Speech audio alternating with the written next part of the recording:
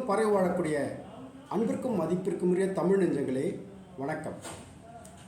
இப்போ நாம் தமிழர் கட்சி என்கின்ற ஒரு கட்சி ஒரு புதிய பழமொழியே உருவாக்கி கொடுத்துருக்காங்க. முன்னாடிலாம் என்ன சொல்லுவாங்க, உன்னுடைய நண்பனை சொல், நீ யார் என்று சொல்லுகிறேன் என்று சொல்வார்கள் வேடிக்கையாக. நீ எப்படிப்பட்ட ஆள் கூட பழகிறியோ அப்படிப்பட்ட பண்பு தான் உனக்கு இருக்கும் என்று சமூகத்தில் ஒரு பழமொழி உண்டு.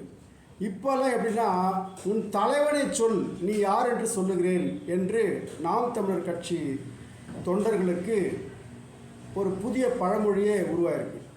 நீ சீமானை ஆதரிக்கிறாய் என்று சொன்னால் உன் யோக்கியதை எப்படின்னு தெரியும் அப்படிங்கிறது தான் இந்த புதிய பழமொழிக்கு பொருள். சீமான் தனது தம்பிகள் மீது வழக்கு வந்ததும் எப்படி அவர்களை கை கழுவி விட்டாரோ, அவரது கட்சியை சார்ந்த கிருஷ்ணகிரி சார்ந்த ஒரு தம்பி சிறுமி பாலியல் வல்லுறவுக்கு வழக்கிற்கு இப்போது கைதாகி இருக்கிறார். ஆக இவர்கள் எங்களை விட்டால் யோக்கியம் உலகத்தில் எவனுமே இல்லைன்னு சொன்னான். என் யோக்கியத்தை எவனாலையும் கேள்வி கேட்க முடியாதுன்னு சொன்னான். இவனுடைய யோக்கியதான் இப்போ சந்தி சிரிச்சிருக்கு. எல்லோரிடமும் சரியும் தவறும் இணைந்திருக்கும். தவறை எதிர்த்த போராட்டம் சமூகத்தில் இருக்கிறது. தவறு என்பது பெரும்பான்மை மக்களுக்கு எதிரானது. அது ஊழலாக இருக்கலாம், அது லஞ்சமாக இருக்கலாம், அது அதிகார அத்துமீறலாக இருக்கலாம், போதை பழக்கங்களாக இருக்கலாம். தவறான செயல்கள் எதுவாக இருந்தாலும் அது எல்லாம் பெரும்பான்மை மக்களுக்கு எதிரானது. சரி என்பது பெரும்பான்மை மக்களுக்கானது. எனவே சரியின் பின்னால் நிற்க வேண்டும். ஆக இன்றைக்கு எந்த ஒரு அயோக்கியத்தனத்தையும் செய்ய முடியும். அந்த செய்யக்கூடிய அயோக்கியத்தனத்தை வாய்ச்சவடால் மூலமாக மறைத்து கொள்ள முடியும் என்கின்ற புதிய இலக்கணத்தை படைத்திருக்கிறார்கள் நாம் தமிழர் கட்சியை சார்ந்தவர்கள்.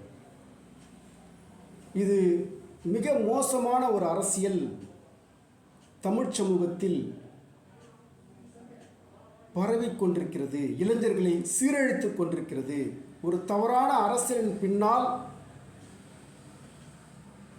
இன்றைக்கு தமிழக இளைஞர்கள் காயடிக்கப்படுகிறார்கள். தமிழ் தேசியம் என்ற பெயரால்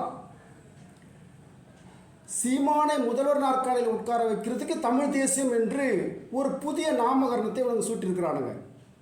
ஆனால் தமிழ் தேசியம் என்பது ஒரு மரபு வழி தேசிய இனத்திலிருந்து ஒரு தேசிய இனமாக மாறி, தேசிய இனம் தனக்கான ஒரு தேசிய அரசை அமைத்து கொள்ளும் ஒரு வரலாற்று ரீதியான போக்கை இவர்கள் மறுத்து, மரபு வழி இனம் என்றால் என்னவென்ற புரிதலையே இளைஞர்களுக்கு ஏற்படுத்தாமல், ஒரு தேசிய இனம் என்றால் என்ன என்கின்ற புரிதலையே இவர்கள் ஏற்படுத்தாமல், ஒரு தேசிய அரசு, ஒரு தமிழ் தேசியம் என்பது ஒரு தமிழ் தேசிய அரசோடு இணைந்தது என்பதையே இளைஞர்களுக்கு கற்றுத்தராமல், சீமானின் முதல்வர் நாற்காலியில் அமர வைப்பதற்கு பெயர்தான் தமிழ் தேசியம் என்று பச்சை அயோக்கியத்தனமான ஒரு அரசியலை பரப்பிக் கொண்டிருக்கிறார்கள். அதற்கு இளைஞர்கள் பலியாகி கொண்டிருக்கிறார்கள். தூய தமிழில் பேசுகிறாராம் சீமான். இளைஞர்கள் எல்லாம் கட்டி போட்டுறாராம்.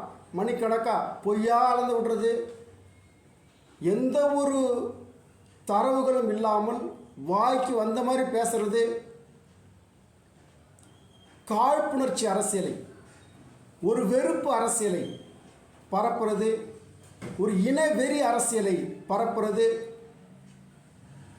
இதெல்லாம் உதிரிகளாக இருக்கக்கூடிய உதிரி சிந்தனை கொண்ட, எதற்கும் கட்டுப்படாதவர்கள், எதற்கும் பொறுப்பெடுத்துக் கொள்ளாதவர்கள், அப்படிப்பட்ட ஒரு கூட்டத்திற்கு ஒரு தலை சிறந்த தலைவனாக இன்றைக்கு சீமான் தலையெடுத்து வந்திருக்கிறார்.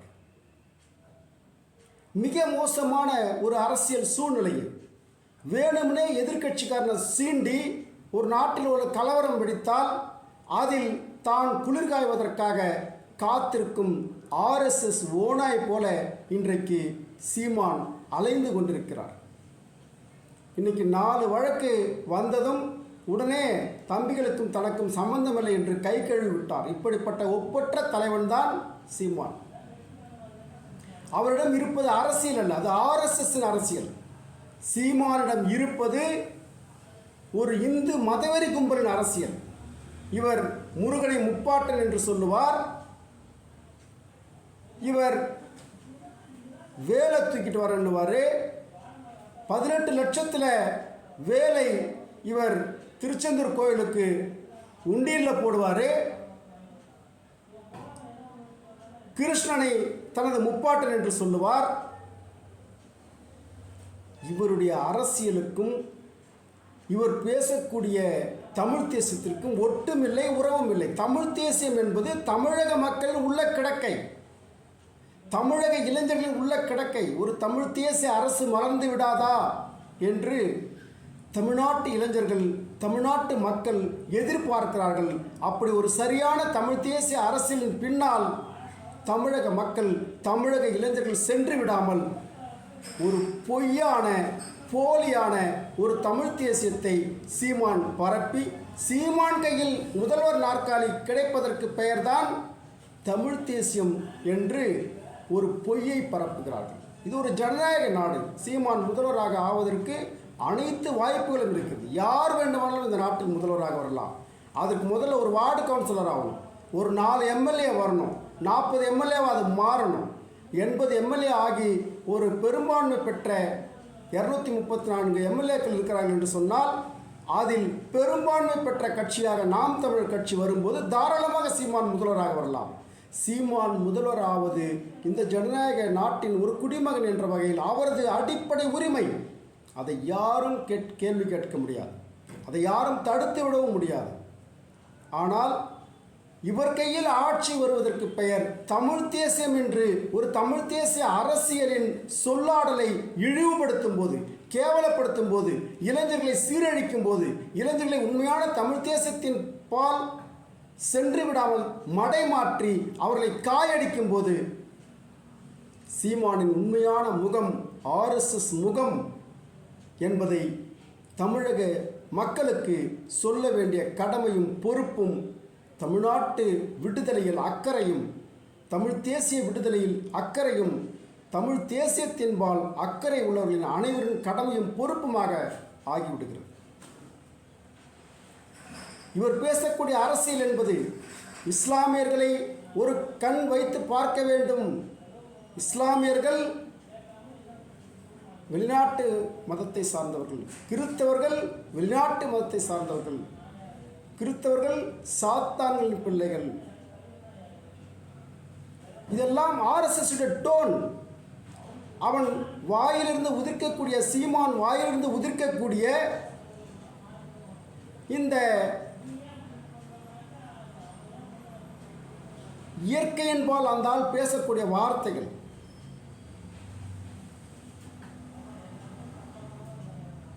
இங்கே ஒரு தற்சார்பு அரசியலை அந்த ஆள் பேசக்கூடிய வார்த்தைகளில் மயங்கி இளைஞர்கள் சீரழிகிறார்கள்.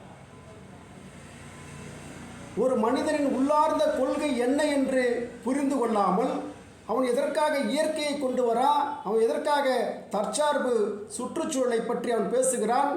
அவன் தேன் தடவி RSS அரசியலை தமிழ்நாட்டில் கொண்டு வர பார்க்கிறான். பெரியாரை காலி செய்வதற்காக அவன் பார்க்கிறான். பெரியாரை காலி செய்துவிட்டு நீ அந்த இடத்துல எதை நிரப்புவ? பார்ப்பனியத்தைத்தான் நீ நிரப்பியாக வேண்டும். 2 முகாம்தான்.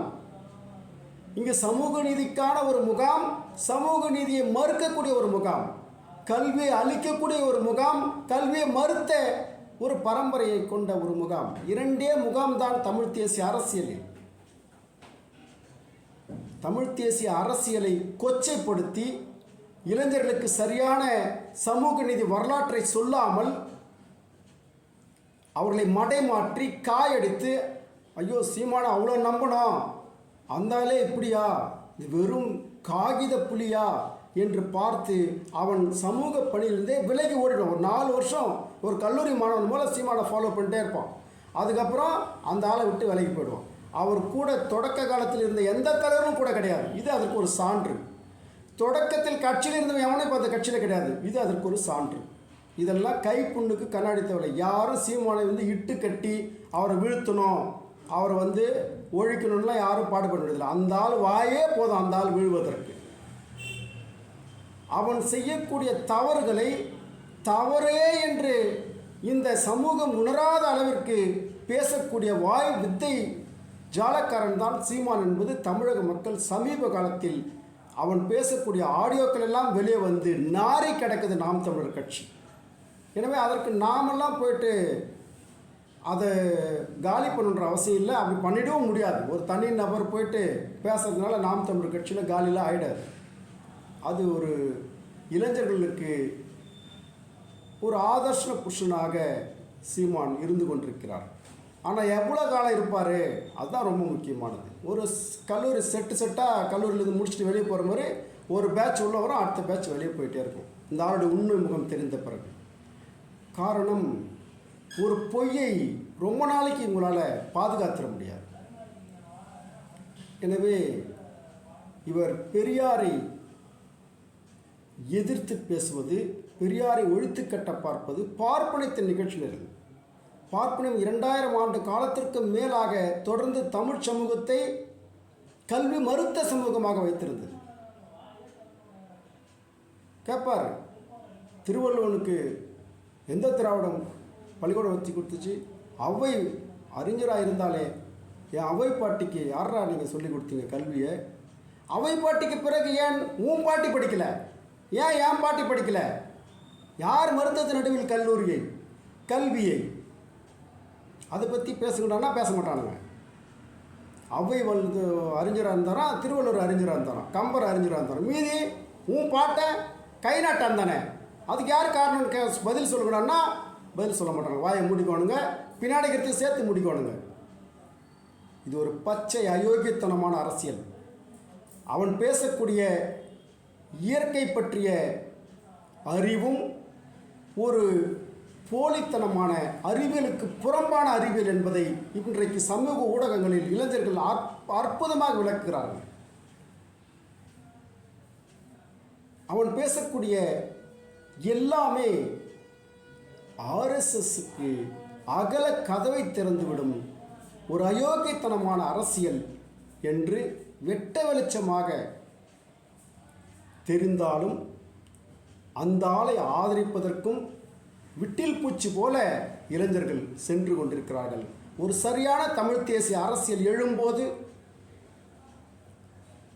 ஒரு மார்க்சிய லெனினிய மாவோவிய பாதையில் ஒரு புரட்சிகர அரசியல் எழும்போது, இந்த அட்டை கத்திகள் எல்லாம், இந்த காகித பூக்கள் எல்லாம், இதன் வாசமற்ற தன்மையை எல்லாம் தமிழக மக்கள் உணர்வார்கள். அதற்கான காலம் கனியும். தமிழ் தேசியம் ஒன்று மலர வேண்டும் என்று சொன்னால் சீமான் என்கின்ற இந்த தடுப்பு அரண் உடைத்து நொறுக்கப்பட வேண்டும். அரசியல் அரங்கிலிருந்து அப்புறப்படுத்தப்பட வேண்டும்.